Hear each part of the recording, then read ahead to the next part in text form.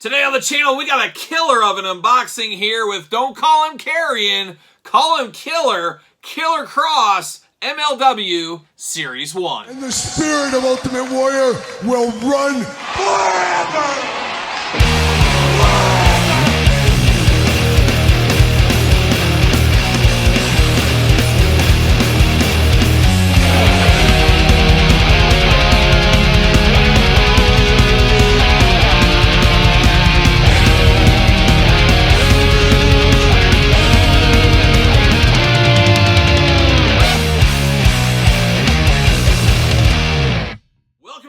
Kyle here, and welcome back to the channel for another wrestling unboxing. And today on the channel, we got something extra special, as we got a first-time toy line unboxing here in a lot of ways with MLW Series 1 Killer Kross. But for all your Killer Kross MLW wrestling figure needs, make sure you're hitting up Big Bad Toy Store. Use the link in the description down below. That's exactly what I did. Is it really seems like Entertainment Earth, Big Bad Toy Store, and Boss Fight Studios the only place you can purchase these from, at least as of right now. We'll see if the ringsides get them in the future. Maybe GameStop.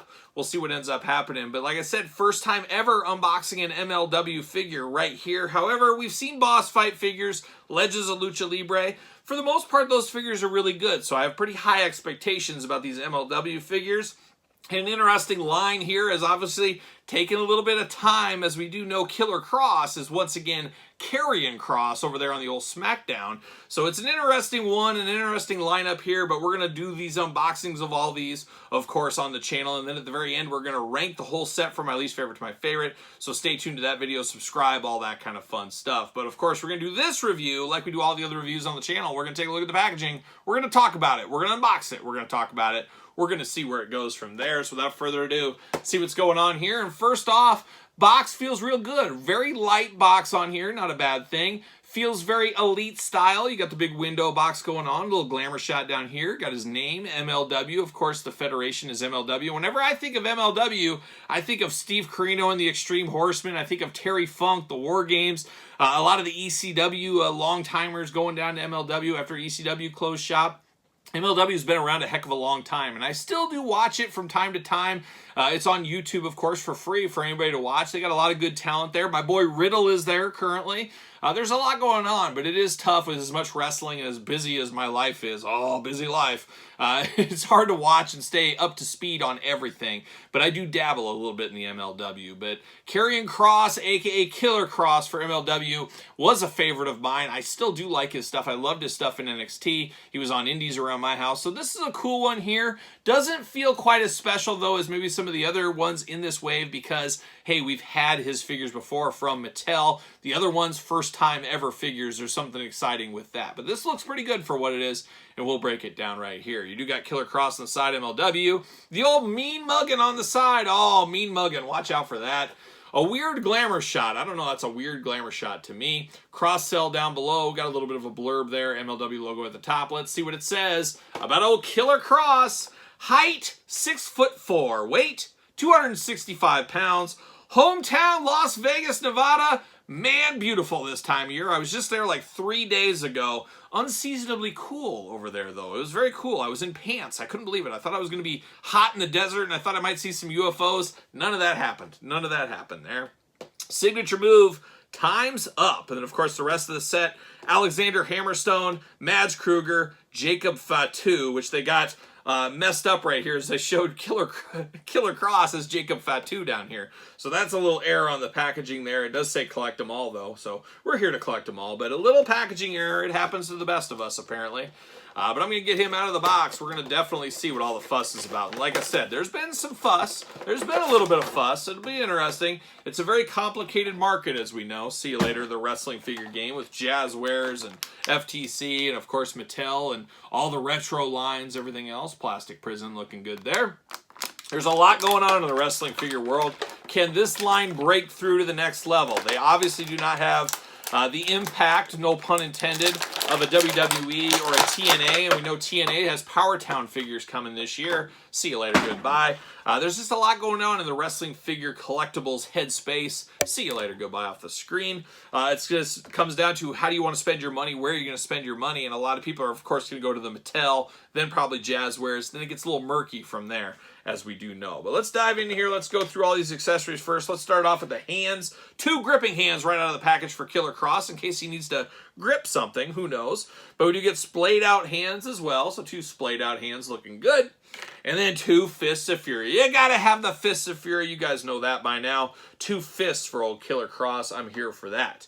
Now we dive into this. We do get 1 weapon accessory, and it is a beat-up kendo stick. A kendo stick that's seen better days, broken up, shredded up. A very cool weapon here, but a nice accessory. And we've got some good accessories from Boss Fight. We did have that accessory pack with the dog collar. A lot of cool stuff from the Boss Fight Studios. But now we dive into the figure itself. We're going to start off with the head sculpt department. And this head here, I do know this is Killer Kross, Karrion Kross, whatever you want to say. I see this. I think I do see that in here, especially the hair department. We remember him being bald, growing hair on this one here. But it does look enough like him. The face might be a little skinnier than maybe it should be, but it definitely does look like him. And the second head sculpt really looks like him, as he does get that crazy mad face, open mouth going on. The eyebrows up, really showing that emotion off. That does look pretty good, at least from where I sit. And as you guys know, right here at this table. I don't think these are the worst head sculpts. They're not absolutely perfect, but they're definitely close enough to be dangerous. So I don't have any issues with this. I think this head sculpt with the screaming head does look a hair better. I will probably use this on my displayed version there. Now we dive into the figure here. A good weight, a good heft to this figure. Feels really good in hand, I do think. It doesn't feel cheap at all. It doesn't feel like a basic WWE Mattel figure that feels a little hollow from time to time. This feels like it has a little bit of a stability to it and stuff. I will say skin tone maybe a hair light. Could use a little kiss of a hot dog tan from Hulk Hogan. Maybe if the Hulkster got some of that tanner on him, he could roll over him real quick and get some of that on him. I don't know. But just a little light in the skin tone department. But being light skin tone department really makes all the tattoo work really, really pop on this one. Lots of colors, lots of things mixed through on all the tattoos. A lot of work to do all these tattoos, of course. But that does make the tattoos pop even more with that lighter skin tone color. So really kind of depends what you like there. He does got 2 wristbands each side. This one a little bigger than this side, but we do have that. Talked about the gripping hands. Plain black trunks, about as plain as it gets. Same thing at the bottom, plain black boots. Plain black knee pads sculpted in on these. It's not an extra accessory. No elbow pads on this one. Now, articulation, the arm's going to go all the way around for us. Butterfly shoulders on here, which we usually only see on the Ultimates and Supremes. Got them on the standard Elite style figures right here. So we do get some butterfly. You do get a bicep cut. Double jointed elbows, not pinless in the elbow department. More like Jazzwares in the elbows. However, tighter joints than Jazzwares. Not as, sometimes Jazzwares feel like you can just snap those off. We don't have that here with Boss Fight. We do have little pins, where Jazzwares we see a lot bigger pins. So there is some differences right here. Hands, look at that. The up and down hinge on this one, which is very interesting. I guess if he's hitting that kendo stick, he's flicking the wrist like that. I guess we got that going on. No traditional ab crunch here. You got the hula hoop going on. Traditional waist as well. Big old Killer Kross splits. Yep, why not? We got them. Leg goes up. Double jointed knees. Got pins there, but nice fluid knees here. A little loose there. Not terrible, though. You do get a boot cut going on. Ankles back and forth, up and down, so usual ankle articulation. Now, he does got a hole in his foot. Is he going to fit on a Mattel ringside stand? Or maybe he's going to throw us a curveball and fit on a Jazzware stand. Let's see what's going on here. What do we got? Oh, it's a Mattel stand. Look at that. Mattel WWE stand. It fits perfectly on there. So if you want him to stand, you can use one of those. He does have some writing on his feet. 2023 Legends of Lucha Libre by Master Republic Boss Fight Studios. So we do got that. You know, they're adjoined at the hip, I guess, in these wrestling figures, we'll call it.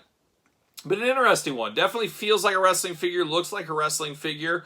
not really a lot of gripes about this one. It feels good. It feels like a step up from a Mattel Basic, which Mattel Basics have really stepped their game up here in the last couple of months.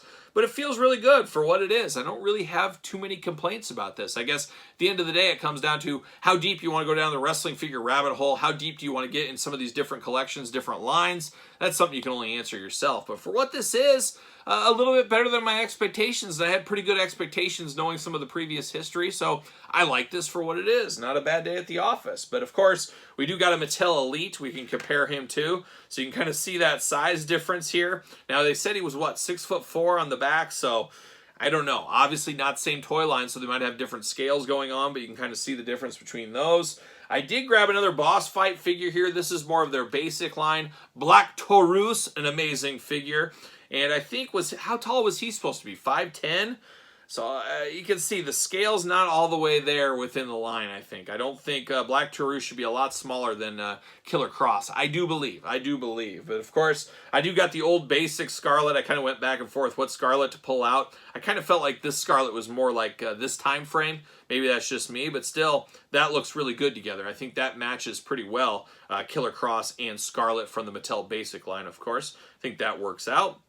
And then the last comparison here, we'll grab, if I can get the Black Taurus to stand up. There we go. I did grab a John Moxley figure from the AEW Jazzwares line. And how tall is Moxley? He's definitely not like 6'7", 6'8", that's for sure. So it does not scale very well with the AEW Jazzwares figures. But like anything, you can smoke and mirror these guys in a little bit if you want to, but still feel a little bit undersized compared to WWE Mattel AEW Jazzwares figures. I think that's a fair assessment. But good for what it is if you want your own little standalone line. It looks pretty good. Not a lot of issues with this one. Pretty good, smooth joints. Just a good figure. Just really at the end of the day, just got to vote for it with your wallet, and depends how you want this and what you're looking for in this line. So there it is. Killer Kross. What are your guys' thoughts though? Is it a pickup? Is it a pass? Is it a no game? Is it a long game? Let me know your thoughts on Killer Kross Boss Fight MLW Series 1 in the comments down below. And of course, you made it this far, don't forget to like the video. Don't forget to subscribe to the channel. We got videos every single day and then some. We've got another YouTube channel with videos every single day. Check that one out. Subscribe to that YouTube channel. Support both YouTube channels by heading over to the Patreon. Patreon, early access to all the videos, bonus content, Q&As, giveaways, dog stuff, pizza stuff. A lot going on over there in the old Patreon channel. Best of all, you do support the channel. You can also support the channel at PressTees.com. Search Kyle Peterson. Don't forget social media. SirPaul64 on the X. _Kyle_Peterson on Threads. And on Instagram. So for Killer Kross, I'm Killer Kyle. See you guys all real soon.